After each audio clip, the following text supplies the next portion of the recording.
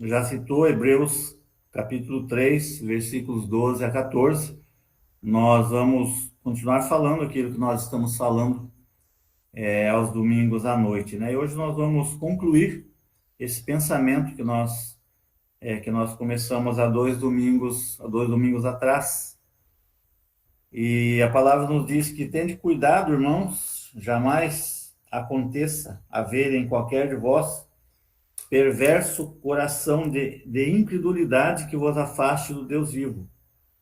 Pelo contrário, exortai-vos mutuamente cada dia, durante o tempo que se chama hoje, a fim de que nenhum de vós seja endurecido pelo engano do pecado. Porque nos temos tornado participantes de Cristo, se de fato guardarmos firme até ao fim a confiança que desde o princípio tivemos. Que Deus assim nos abençoe. O texto desses 3 versículos, o texto que nós estamos pegando com base, principalmente o versículo 14. Por isso que nós estamos falando no seguinte tema: como terminamos é que conta, né?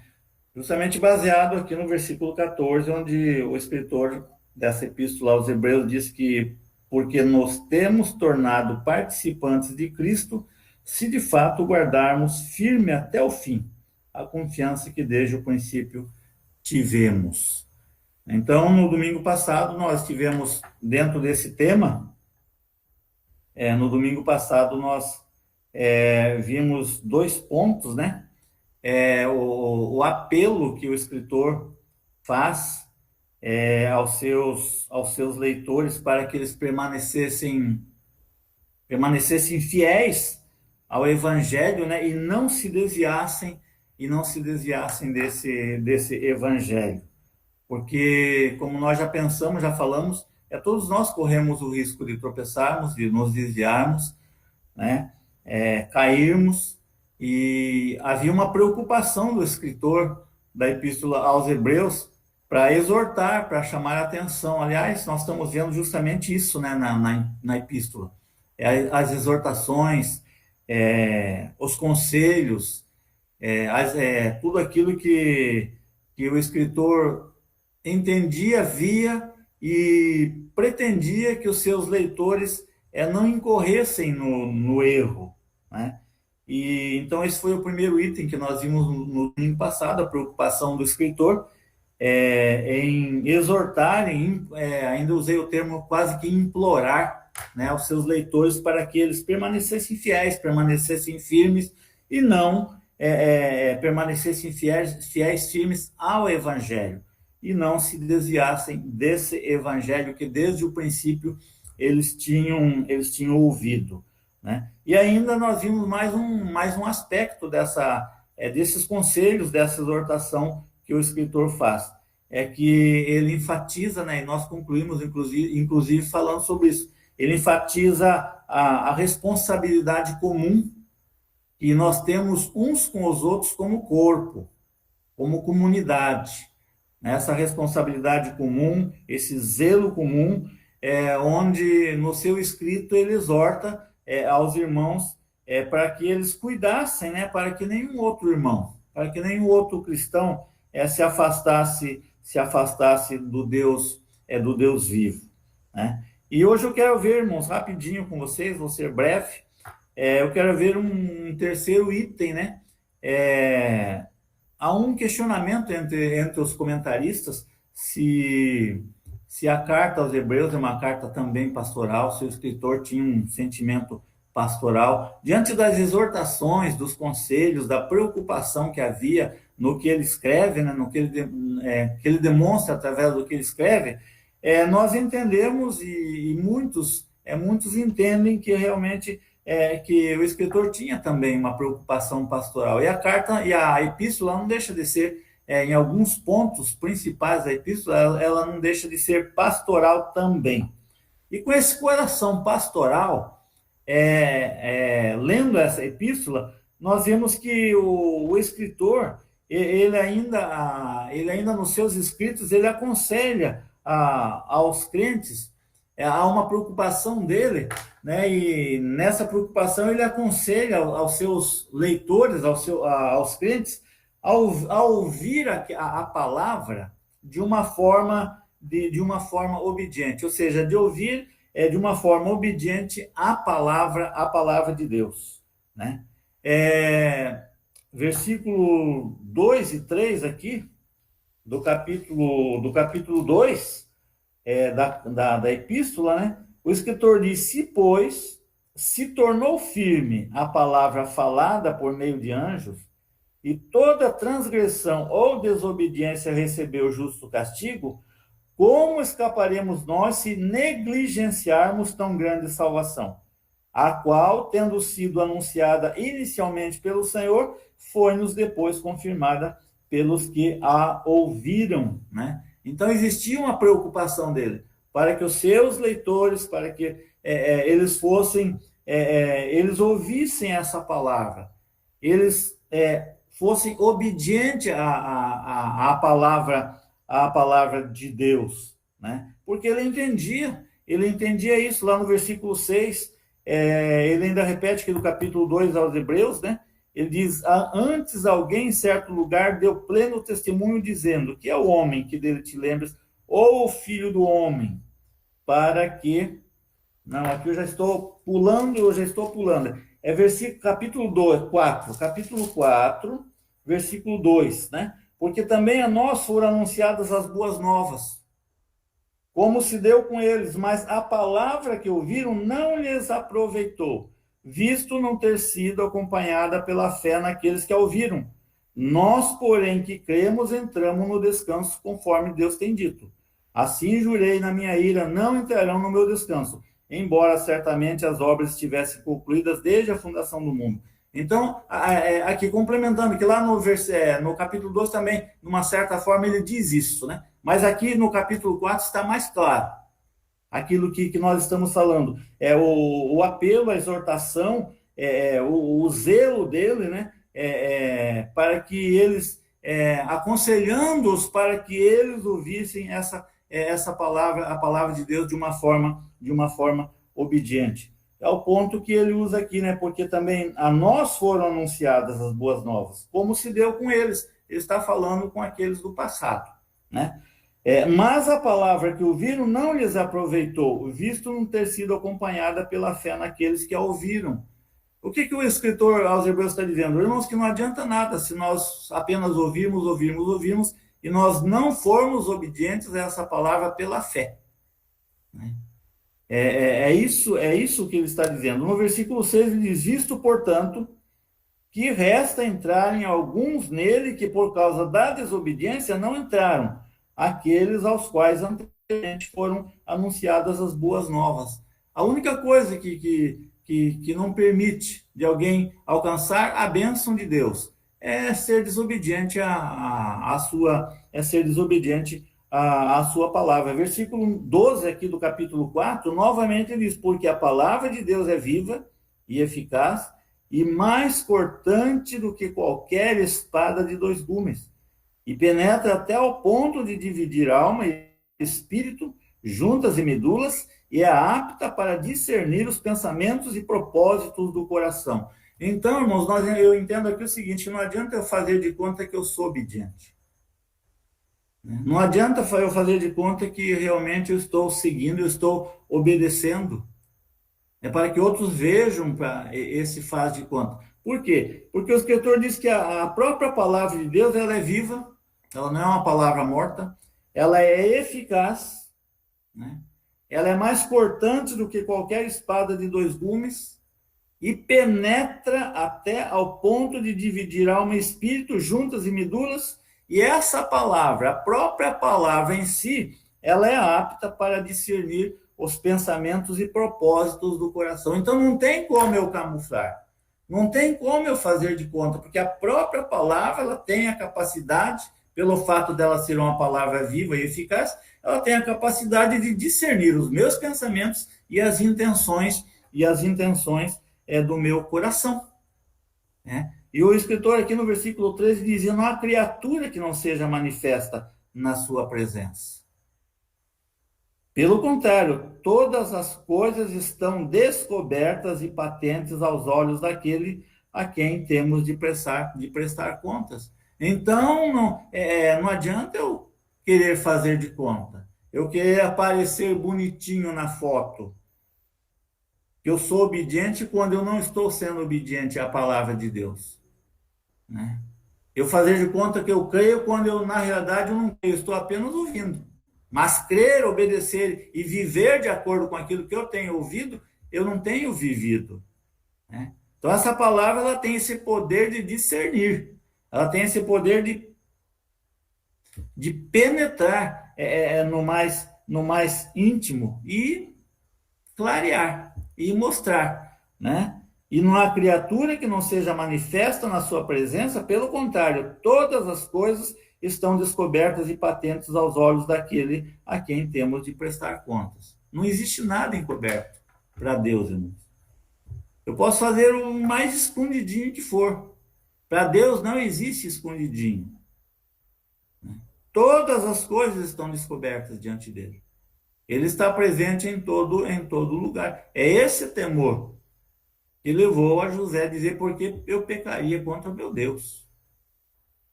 E ele não caiu, ele não foi, ele não caiu, ele não tropeçou com a mulher de Potifar. Ele falou: por que eu iria pecar contra o meu Deus? Ele tinha consciência que aquilo que estava acontecendo ali, Deus estava vendo, Deus estava olhando, não tinha como camuflar, né? Então, irmãos, essa palavra que o escritor aos Hebreus fala é aquele mesmo entendimento que o profeta Samuel mostrou a Saul. Saul, aliás, muitos de nós pensamos igual Saul. Às vezes nós achamos que fazendo um monte de sacrifícios, mostrando um monte de sacrifícios para Deus, é sinal que nós somos obedientes a Deus. Não. Nem sempre né? O que Deus requer é a obediência. E obediência, irmãos, em muitos aspectos requer, muitas vezes, nós abrirmos mão de coisas. Nós abrimos mão de alguns sacrifícios. Que às vezes a gente faz sacrifício achando que isso está agradando a Deus. E não, Saul agiu dessa forma, né? Lá no capítulo 15 do livro de 1 Samuel. Capítulo 15, versículo 22. Primeiro livro de Samuel, capítulo 15. O contexto ali, né, é que Deus havia mandado Saul destruir tudo, né, não guardar nada. E lá no versículo 19 do capítulo 15 de 1 Samuel diz: por que, pois, não atentaste à voz do Senhor, mas te lançaste ao despojo e fizeste o que era mal aos olhos do Senhor? Então disse Saul a Samuel: pelo contrário, Samuel, eu dei ouvidos à voz do Senhor e segui o caminho pelo qual o Senhor me enviou e trouxe a Agag, rei de Amaleque, os amalequitas, os destruí totalmente do jeitinho que Deus fez, que Deus pediu. Mas não foi bem assim. Versículo 21 diz: mas, irmãos, quando nós argumentamos com aquilo que Deus diz, aquilo que Deus fala em sua palavra, é porque nós já estamos desobedecendo. E às vezes nós argumentamos para tentar aliviar a nossa mente. Ah, não, mas a Bíblia diz isso, mas não existe mais. O que a Bíblia diz é o que a Bíblia diz. Não existe mais nem menos. O mais é quando ela diz mas. E Saul, no seu argumento, diz: mas o povo tomou do despojo ovelhas e bois, o melhor do designado da destruição, para oferecer ao Senhor teu Deus em Gilgal.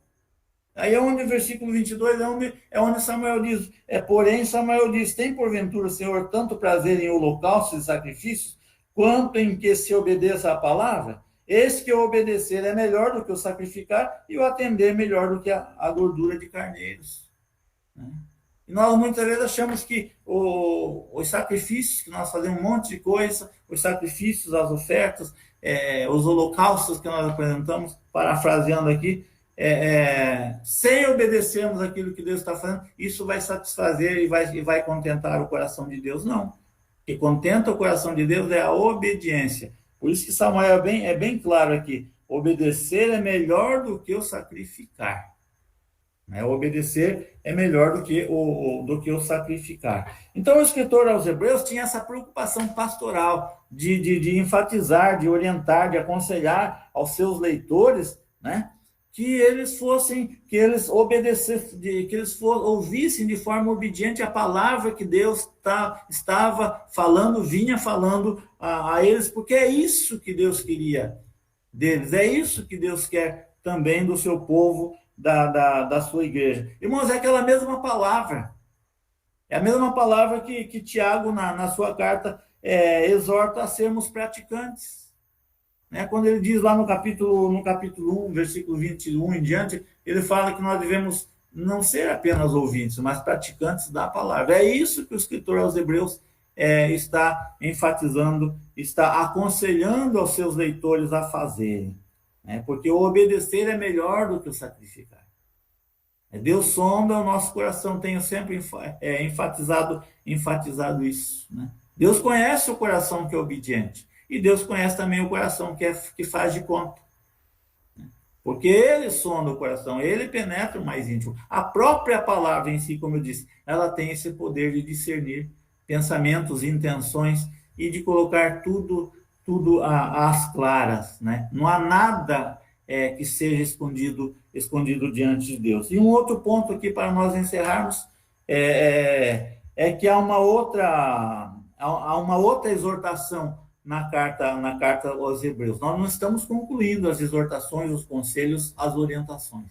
Nós estamos encerrando o assunto que nós estamos tratando. Não esgotando esse assunto também, porque se nós fôssemos continuar falando, nós iríamos por vários domingos. Mas há uma outra exortação importante aqui no texto, na carta aos Hebreus, que ele mostra, aos crentes, com relação à adoração, irmãos. Ele mostra aqui que ele exorta aos seus leitores a adorar a Deus de um modo assim agradável, de um modo reverente e com temor no coração. Ele procura mostrar que isso é muito importante, essa adoração. Lá no capítulo 12, já no finalzinho da carta, lá no capítulo 12, versículo 28, ele diz o seguinte: por isso recebemos nós um reino inabalável, retenhamos a graça pela qual sirvamos a Deus, de modo agradável, com reverência e santo temor. Então, no finalzinho da carta, ele fala isso, por isso, recebendo nós um reino que é inabalável. Não tem nada que abale esse reino. Retenhamos a graça pela qual sirvamos a Deus de modo agradável, com reverência e santo temor. O que o escritor está dizendo aqui, irmãos? Que não há motivo para nós balançarmos. Não, estou desanimado por causa disso, por causa daquilo outro. Qual é o motivo de nós servirmos a Deus? Não, porque o pastor. Não, porque os presbíteros. Não, porque o irmão, a irmã. Qual que é o motivo, meu irmão? Qual que é o motivo, minha irmã? Qual que é o nosso motivo? Qual que é o motivo do nosso desânimo? Porque o escritor aos Hebreus aqui, ele está enfatizando que não há motivo de desânimo. Deus é Deus, continua sendo Deus, e nós já recebemos um reino, e esse reino é inabalável. Esse domínio na nossa vida, ele é inabalável. Então não há motivo de nós usarmos desculpas para dizermos que nós estamos desanimados, que não queremos isso, aquilo. Quem que é o nosso ânimo? É o homem ou é Deus? Se é Deus, irmãos, não desanime.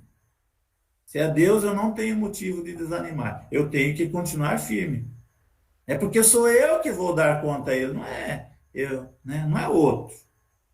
O outro vai dar conta da vida dele. A minha vida, quem vai dar conta para Deus sou eu. E não adianta eu chegar lá, não, Senhor, ó, eu não, ó, por causa de A, B ou C, eu fui assim meio relapso, eu parei, eu desanimei, eu deixei de lado. Não, lá não vai ter desculpa. Né? Lá vai ter bem-estar, bom, bem-estar, servo bom e fiel, entra no gozo do teu Senhor. E há também, ó, para trás de mim, malditos para o fogo eterno. Então, essas são as duas conclusões. Não há razão, né? Não há razão. Então, essa exortação de nós adorarmos a Deus de modo agradável, com reverência e temor. Agradável a quem? Agradável a Deus. E às vezes, existe uma preocupação, será que a maneira como eu estou fazendo, como eu estou cultuando, será que não tem ninguém olhando para mim? Que olhe, Deus olha o meu coração. Nós não devemos nos preocupar o que o outro está pensando de mim. Nem sempre, irmãos, aquilo que nós achamos que é reverência a Deus é reverência a Deus. Às vezes é costume de homem. Eu já falei para vocês que eu pastorei uma igreja onde, quando eu cheguei, os irmãos eram proibidos de cantar corinho. Aliás, eu nem gosto do termo corinho. Né? Eu nem gosto do termo corinho. Eu gosto do termo música, louvor, né? Cânticos. Melhor cântico, né? Por quê? Porque o pastor não gostava que tocasse violão.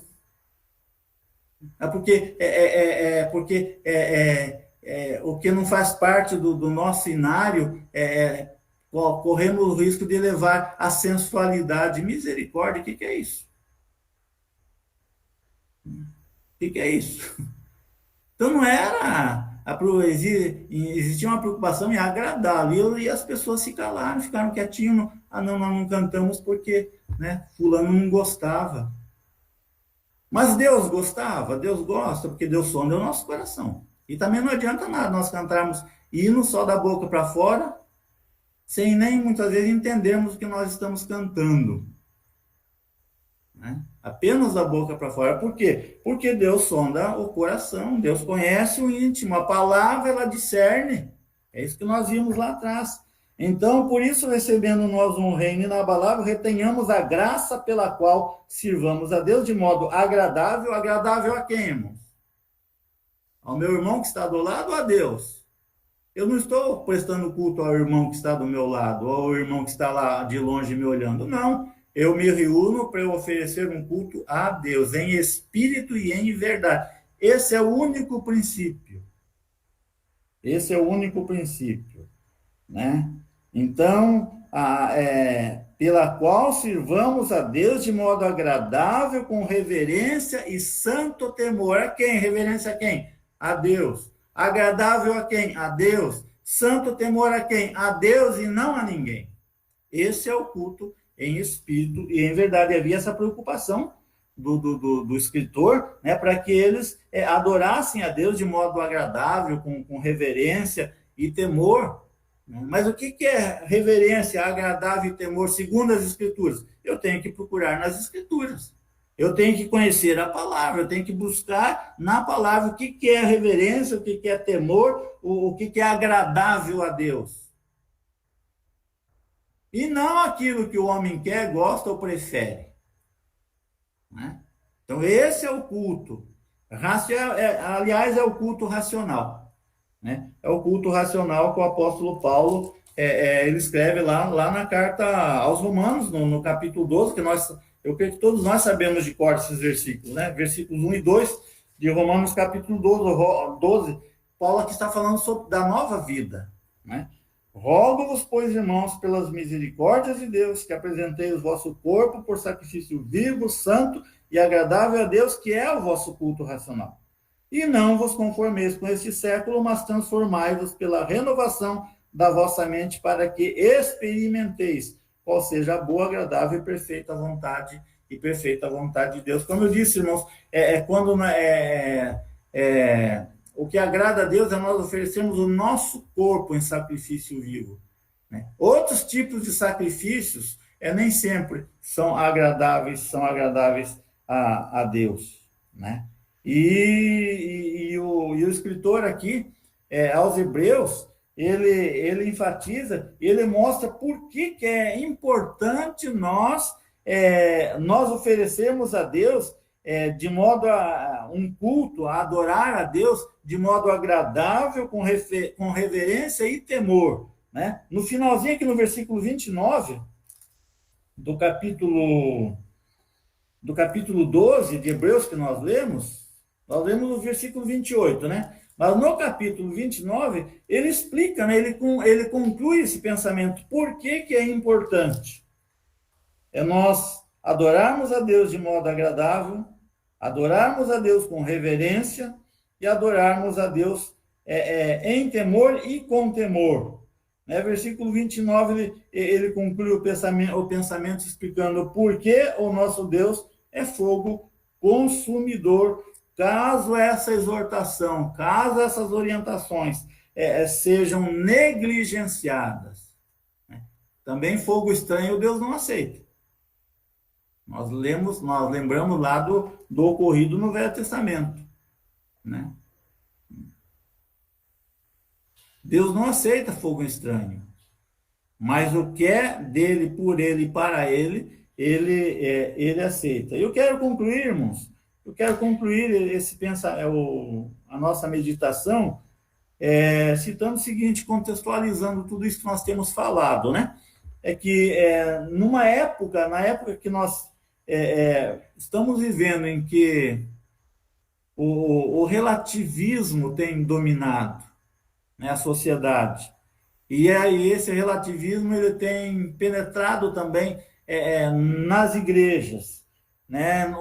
Na época que nós estamos vivendo, onde a apostasia tem sido comum, pessoas têm deixado a pureza da palavra e têm apostatado da fé, seguindo a doutrinas de homens e doutrinas de demônios, onde aquilo que o apóstolo Paulo, inclusive, escreve lá na sua segunda carta aos Tessalonicenses, se não me engano, capítulo 2, no versículo 7, lá, ele fala sobre o mistério da iniquidade que já opera. Nós estamos vivendo já, irmãos, esse momento. O mistério da iniquidade já está operando em nossos dias. Não de uma forma total, geral, mas ele já está operando.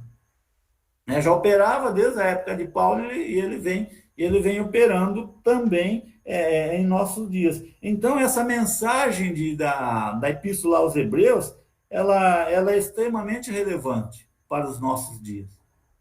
Essas exortações, essas orientações, esses conselhos, esse zelo pastoral que existia no coração do escritor dessa epístola, né? E como igreja, nós não podemos ignorar a advertência, né, que o escritor faz aqui no capítulo 2, versículo 3 da sua carta. Nós não podemos ignorar a advertência que acompanha essa tão grande salvação que ele fala das nossas vidas, né?